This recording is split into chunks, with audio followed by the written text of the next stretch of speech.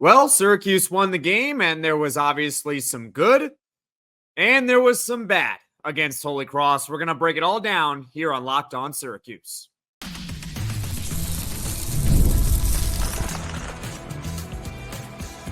You are Locked On Syracuse, your daily podcast on the Syracuse Orange, part of the Locked On Podcast Network, your team every day. Hello, everyone, and welcome into Locked On Syracuse. I'm Jackson Holzer, and thank you for making us your first listen of every single day here on the Locked On Podcast Network, where it's your team every day, and we're free and available wherever you get your podcasts. And on today's show, Syracuse football bounces back. They take down Holy Cross 42-14 this afternoon. We're going to break it all down. There was some good. There was good in this game, and because Syracuse won the game, we are going to start with the good. But then we're also going to talk about the not so good, because there were a few issues that popped up in this game, but luckily they were playing an FCS school in Holy Cross, and they won 42-14. Syracuse bounces back after that loss to Stanford last week. Today's episode is brought to you by FanDuel. Place your first $5 bet and you'll get started with $200 in bonus bets guaranteed. Visit FanDuel.com to get started. Let's go over the good of this game. And I want to start off with the end. Because we saw a true freshman. We saw a number of true freshmen get opportunities in this game. It was later than we would like to have seen, but they got opportunities. Jamie Tremble caught a pass in the end. Yassine Willis had a solid game. But you notice there's one name that I'm leaving out here. KingJosepth Edwards. How about him? I think he only played about a quarter. I think he only played the fourth quarter. I didn't really notice him on the field other than the fourth quarter. You can fact check me on that one. My goodness, he was spectacular. Now, look, you got to preface it with that it is Holy Cross. But KingJosepth Edwards had 3 sacks. He was terrific. And those weren't just cheapy sacks, right? It wasn't just, the quarterback held onto the ball for 17 seconds in the pocket and then eventually a pass rusher got home. No. These were legitimate sacks within a few seconds of the quarterback getting the ball. So it was on the offensive line, which is a good sign for KingJosepth Edwards. And I think with him going forward, if he's not ready physically to be able to handle the run, that's one thing. I understand that. But he's got to be on the field more. He's got to be on the field more, at least in third down pass rushing situations. KingJosepth Edwards has got to see more playing time. He was a 4-star true freshman. You can argue he was the best recruit that Syracuse got in the 2024 cycle. He's an edge rusher. He was outstanding in the limited playing time that he saw in this game. And it leads me to the other positive, which is what I mentioned earlier, that there were a number of true freshmen that got opportunities, right? We saw Jalen Hornsby have a catch. We saw Jamie Tremble have a catch. Jamie Tremble, a 4-star tight end. Jalen Hornsby, a 3-star wide receiver. So it was good to see those true freshmen get involved. KingJosepth Edwards was, in my opinion, he was the star of the game. Absolutely terrific. And he only played in the fourth quarter and he had 3 sacks. Outstanding job by him. I do also want to praise the whole team in general for the start of this one. Remember against Stanford last week, Syracuse came out flat and it set the tone for the rest of the night. They were outgained significantly in the first quarter, but in this one, they completely flipped the script. Completely. Syracuse starts on defense. They get a 3-and-out, and Devin Grant made a couple plays there. He was also sensational in this one. Devin Grant, I think, had his best game in a Syracuse uniform to date. He was terrific. That was a positive. So the defense gets a 3-and-out. The offense, they score a touchdown. Holy Cross goes back on offense. Our defense gets a 3-and-out. Syracuse again scores a touchdown. So now we're up 14-0. And then in the second quarter, very beginning of it, Syracuse scores again. to make it 21-0. So the very beginning of this game was outstanding. It was outstanding. So you got to credit the coaching staff for having them ready to play. Now, when we get to the bad parts of this game, we're going to talk about how they let their foot off the gas a little bit. But at least in the start, they were really, really good.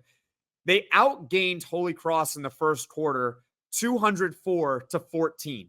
They started 4 for 4 on third down, and Holy Cross was 0 for 3 on third down to start. And there you go. That's like the difference in the game right there. You force 3 straight 3-and-outs. Your offense isn't getting off the field on third down. They're extending drives. So well done for this coaching staff, having this team ready to go from the get-go. It's easy to come out flat against an FCS team, but they didn't. So you got to give them a little bit of credit. They also, at no point, as bad as it was at some points in this game, I never felt that Syracuse was actually going to lose. I guess that's a positive for you, right? I didn't think they were actually ever going to lose. I know that at one point it got to 21-14 and Holy Cross had the ball. But it's almost like close your eyes for a second and actually imagine Holy Cross winning that game. Like it at least from my perspective, I never thought they were going to win. So take that.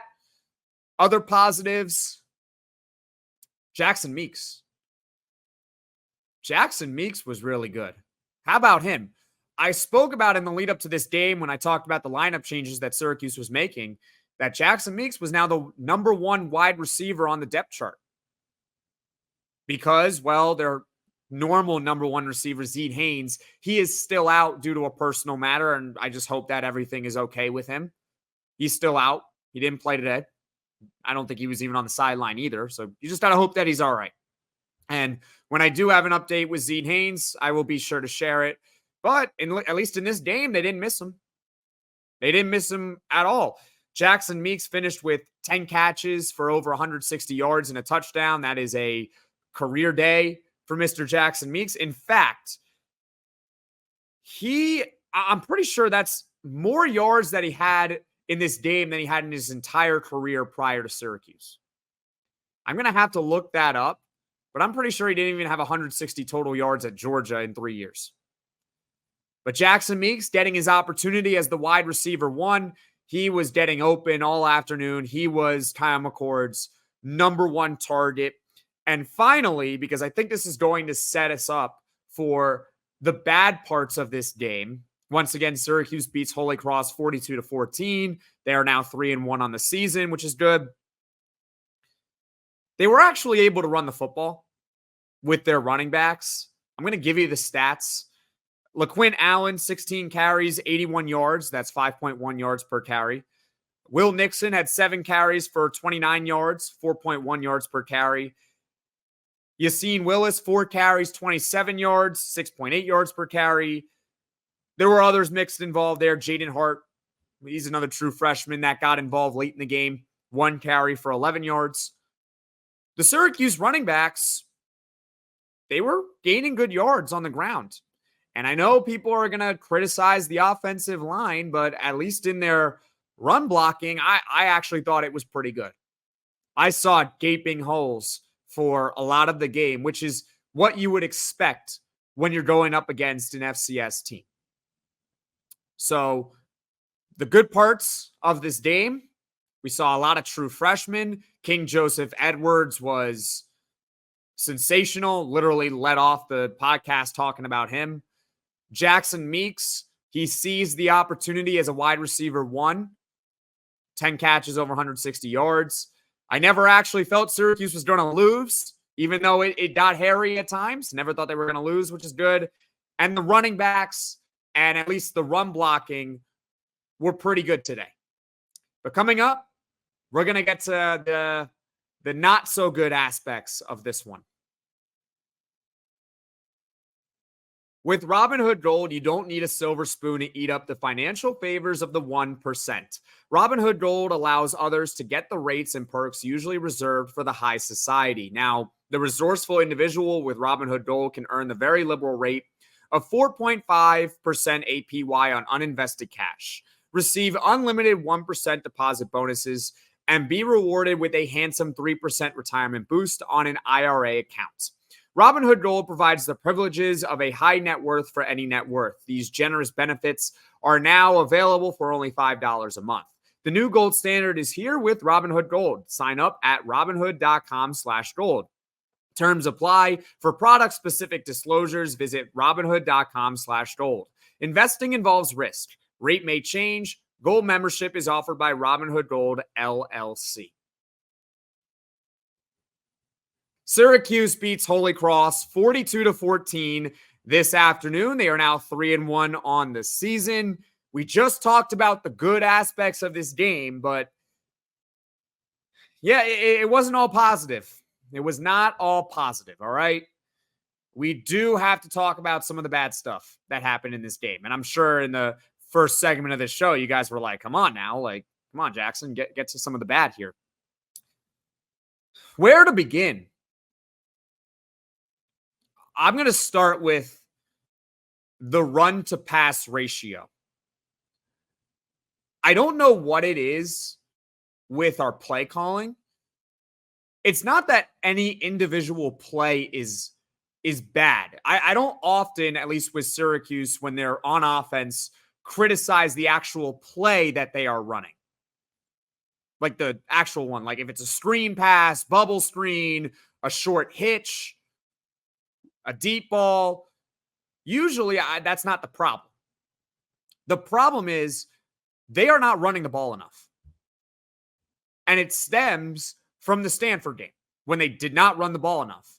I think LeQuint Allen only had 8 carries in this game. At least in this one, he had 16. That's a much better number.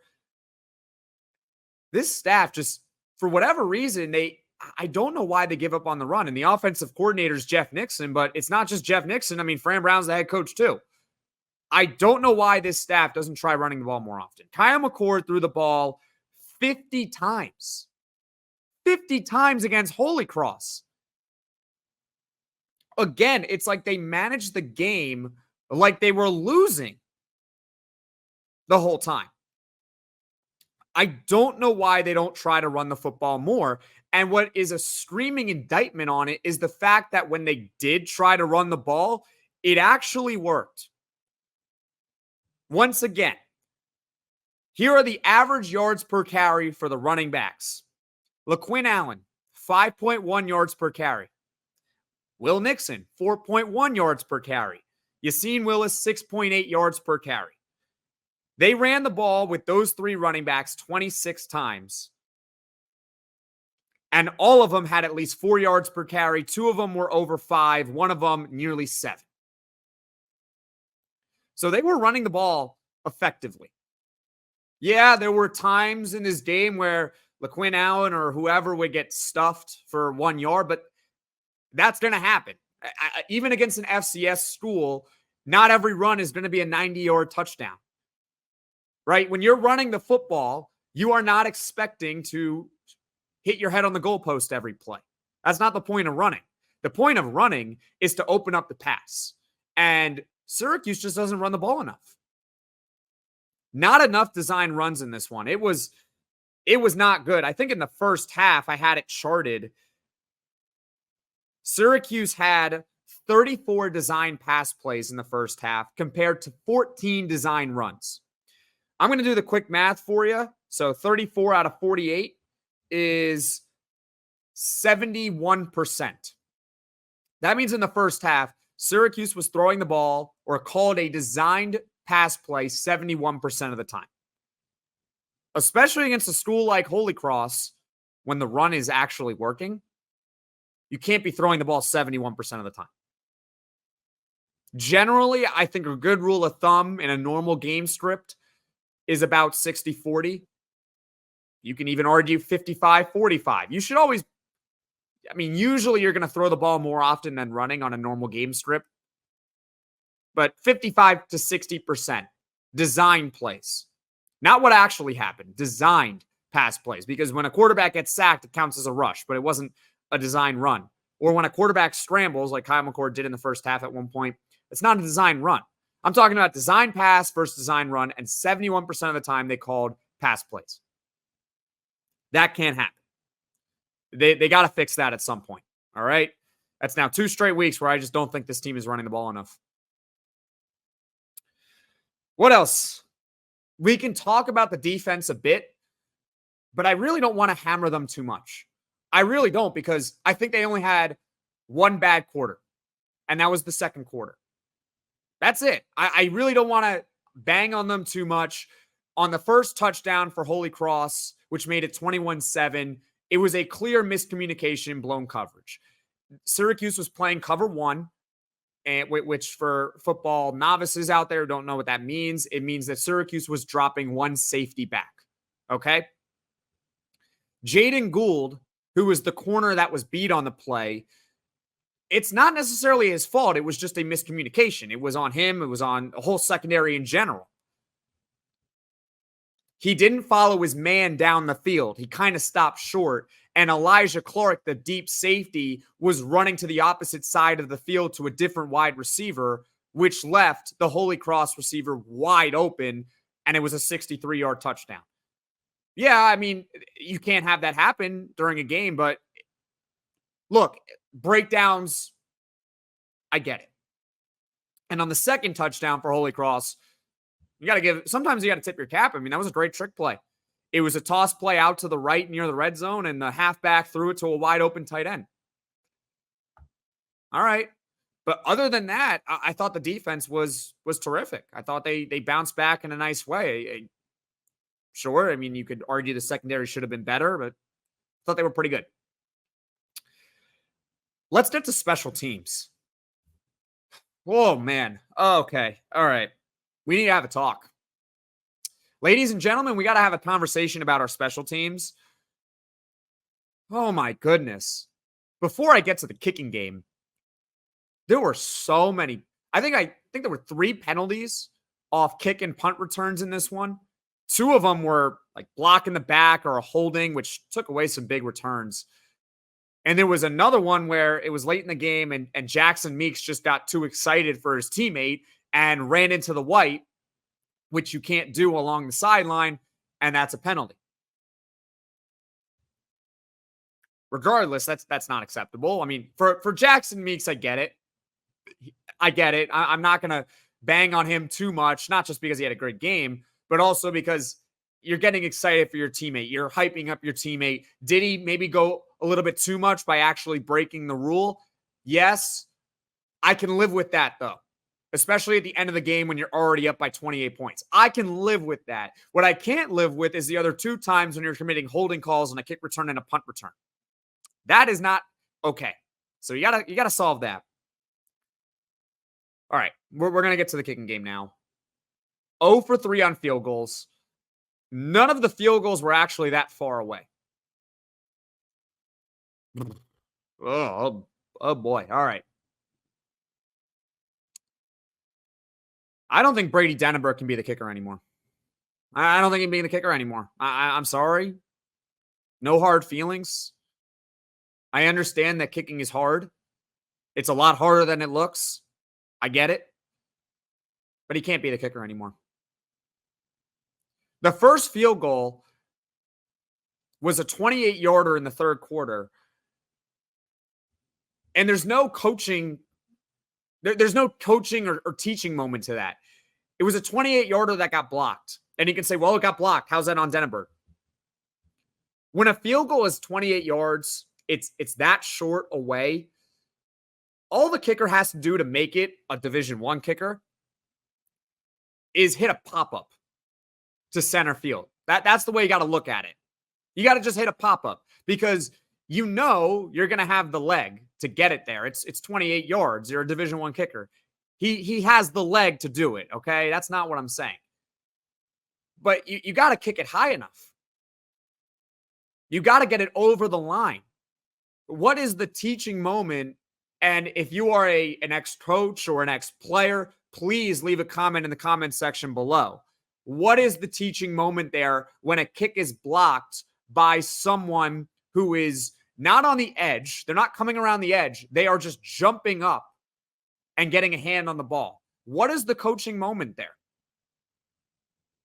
I don't think the line can do anything differently, in my opinion. And to me, that is on the kicker for just poor execution. Because I'm almost positive that a special teams coach wouldn't tell a kicker, hey, from 28 yards, please hit a line drive right into the line of scrimmage. All right, that's the 28-yarder. And then the 45-yarder was just a shank to the left.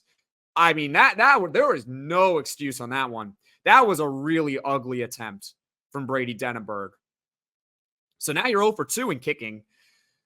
The third try was 41 yards. They bring in Jaden O, the backup kicker. And look, he missed it. It was a 41-yarder, I think, from the right hash. And he missed it. And look, he hit the right upright. It was close, and he had the leg on it. So as much as he missed it, it was a respectable miss, if you want to call it that. You're not going to make every kick, but at least make it close. So maybe Jaden O should be the kicker. Ugh. I literally watched the Miami and Virginia Tech game last night, and I'm watching these college kickers now just drill 50-plus yarders in their sleep. I'm watching them drill them in their sleep. I mean, even in the end, it seems like across all levels that kicking the percentages have gone way up. I think maybe we need a kicking change. Maybe that's just my opinion. No hard feelings to Brady Denenberg, but those were two ugly attempts right there. Ugly. At least Jaden O got close. At least he had the leg on a 41-yarder and he hit the upright. All right? But 0 for 3. It got to the point where they had to go for it on a 4th and 18 late in the game. Whatever. Oronde Gadsden was invisible. Oronde Gadsden was invisible. 1 catch for 4 yards. After last week when he had 2 catches for 12 yards. They got to get him going. They got to get him going. I mean, this was a game where you'd think that you can pad your stats a little bit, and some players did. I mean, I know Kyle McCord had 2 picks, but he had 385 yards, and seemed like almost everyone on offense had a big day. Jackson Meeks had 160, and Hatcher had 59 and a touchdown, and another touchdown that was called back. It shouldn't have been called back. They got to get Oronde Gadsden going because, look, for a game against Holy Cross, they don't necessarily need him to win. But if Syracuse wants to turn this season around, and look, the ACC this year is kooky. It is super duper kooky. I don't know what's going on with the conference. I don't know who's good anymore, who's bad. Every week, it's just whatever you think you know is out the window. And you have to learn something else. But if Syracuse wants to take advantage of the fact that the ACC is just a completely weird conference this year, at this point, I don't know if there is a clear favorite. They got to get him going. Over the last 2 games, he has 3 catches for 16 yards combined. So those were the bad. There was more. I mean, the pass protection, it could be better for sure. Defense played a bad second quarter. But overall, I guess the silver lining is what I said off the jump. Syracuse won the game 42-14. They advanced to 3-1. Coming up, we'll do a little bit of, once again, the road ahead. Hey, NFL fans, you can start the season with a big return on FanDuel, America's #1 sportsbook. So when you get the hunch in the middle of a game, you can check out the latest stats, view live play-by-play, and so much more on the same page where you place your bets. You'll get started with $200 in bonus bets guaranteed when you place your first $5 bet. And a lot of you guys who are watching or listening are Buffalo Bills fans. And, well, I think the Buffalo Bills are one of the best teams in the NFL, in my opinion. I'm a Jets fan saying that. I respect the Bills tremendously, and I can't wait for that game in a few weeks. Buffalo's actually a 2.5-point underdog in Baltimore on Sunday night. Baltimore Ravens also a very good team, although they're 1-2.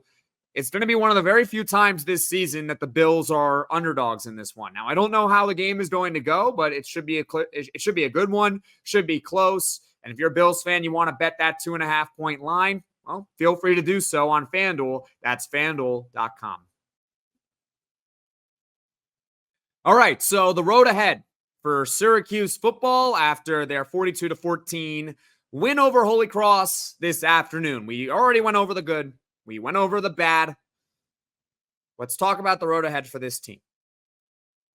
All right. This conference, as I mentioned in the last segment, is wide open. I think most of us believe that Miami was the clear favorite in the conference. Now, I would still consider Miami the best team in the ACC. I would still consider them the favorite. But after last night against Virginia Tech, I don't know, so maybe something about the Friday night near upsets in the conference. I mean, Syracuse did get upset, and Miami on a Hail Mary almost got upset, but it's wide open. And if you're a Syracuse fan like I am, that has to make you feel good.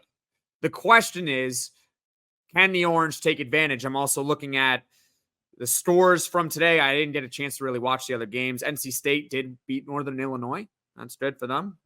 Play NC State in a couple weeks. Boston College came back against Western Kentucky. See, I mean, it's kind of following along, but I have to cover the Syracuse game, obviously.